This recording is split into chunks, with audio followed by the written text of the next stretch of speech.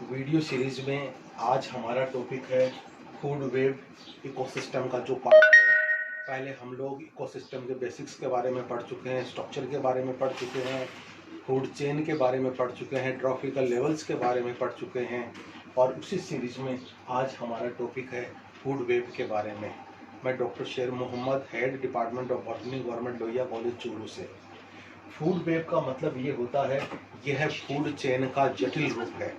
Food chain के बारे में हम लोगों ने ये पढ़ा था कि प्लांट्स को हार्बीवोर्स खाता है, हार्बीवोर्स को प्राइमरी कार्निवोर्स को सेकेंडरी कार्निवोर्स और सेकेंडरी कार्निवोर्स को टर्सरी कार्निवोर्स खाता है।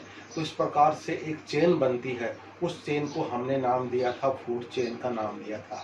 लेकिन नेचर के अंदर, प्रकृति के अंदर इस प्रकार की चेन है वो ऑपरेट नहीं होती है जो बिल्कुल लीनियर क्रम में हो। इस तरह से चांसेस है वो बहुत नहीं के बराबर होते हैं, क्योंकि जैसे फॉर एग्जांपल प्लांट्स को खाने वाले उस पर्टिकुलर जगह पर हार्बीवोर्स है वो एब्सेंट हो गए, इसका मतलब ये नहीं होता है कि वो चेन वहीं पर समाप्त हो गई है।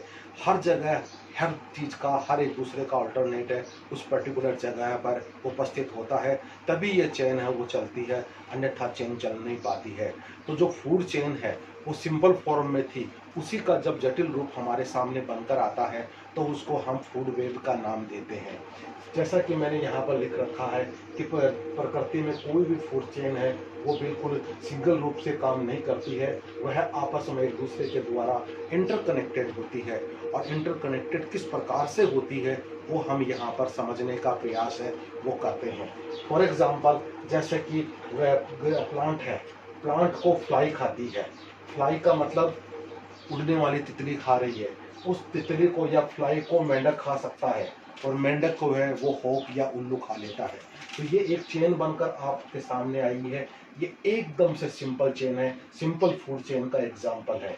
लेकिन जैसा कि मैंने कहा कि यहाँ पर मान लीजिए फ्लाई एब्सेंट हो गई या फ्रॉग एब्सेंट हो गया, इसका मतलब ये नहीं है कि होप को ग्रीन प्लांट खाना पड़ेगा और ये चेन चल नहीं पाएगी। ऐसा प्रकृति में नहीं होता है। उसी को समझने के लिए हमने यहाँ पर अल्टरनेट्स का एग्जाम्पल लिया है।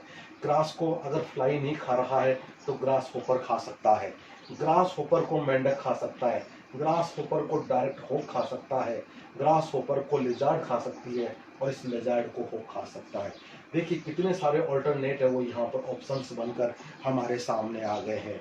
एक एग्जाम्पल हम आपके सामने और लेते हैं कि ग्रास को माउस खा सकता है, चूहा खा सकता है और चूहे को डायरेक्ट होप खा सकता है। एक दूसरा अल्टरनेट मौजूद और है हमारे यहाँ पर, ग्रास को माउस खाने के पश्चात का माउस को स्नेक यानी सांप खा सकता है और स्नेक को डायरेक्ट हो खा सकता है। तो इस तरह से आपस में देखिए कितने सारे अल्टरनेट्स यहाँ पर मौजूद है, तभी ये चेन है वो प्रकृति में ऑपरेट हो पा सकती है या चल सकती है। किसी के भी एब्सेंट होने से ये चेन है वो रुकती नहीं है और उसी को हम जो जटिल रूप में फूड चेन बनकर हमारे सामने आ रही है, इसी को हम फूड वेब का नाम देते हैं। दूसरे शब्दों में हम कह सकते हैं कि ये भी ट्रॉफिकल लेवल के अलग अलग फॉर्म्स है, अलग अलग सीक्वेंस है, अलग अलग लाइंस बनी हुई है, लेकिन जटिलता लिए हुए हैं, तभी उसको हम एक जाल का रूप देते हैं, खाद्य जाल का रूप हम देते हैं। और जितने ज़्यादा टाइप के ऑर्गेनिजम्स उस पर्टिकुलर पर होंगे उतनी ही ज़्यादा लंबी है ये फूड चलती है। और वहाँ पर एक दूसरे के ऑल्टरनेटिव्स जितने ज़्यादा कंज्यूमर्स होंगे उतनी ही ज़्यादा जटिल ये फूड वेब वो बनकर हमारे सामने आ रही है। इसलिए जिस पर्टिकुलर जगह पर ऑर्गेनिजम्स के टाइप ज़्यादा होंगे वहाँ पर ज़्यादा प्रकार की ज़्यादा लंबी फूड चलेगी और जितने ज़्यादा एक दूसरे के ऑल्टरनेट्स होंगे वहाँ पर ये फूड चेन उतनी ही जटिलता लिए हुए होगी।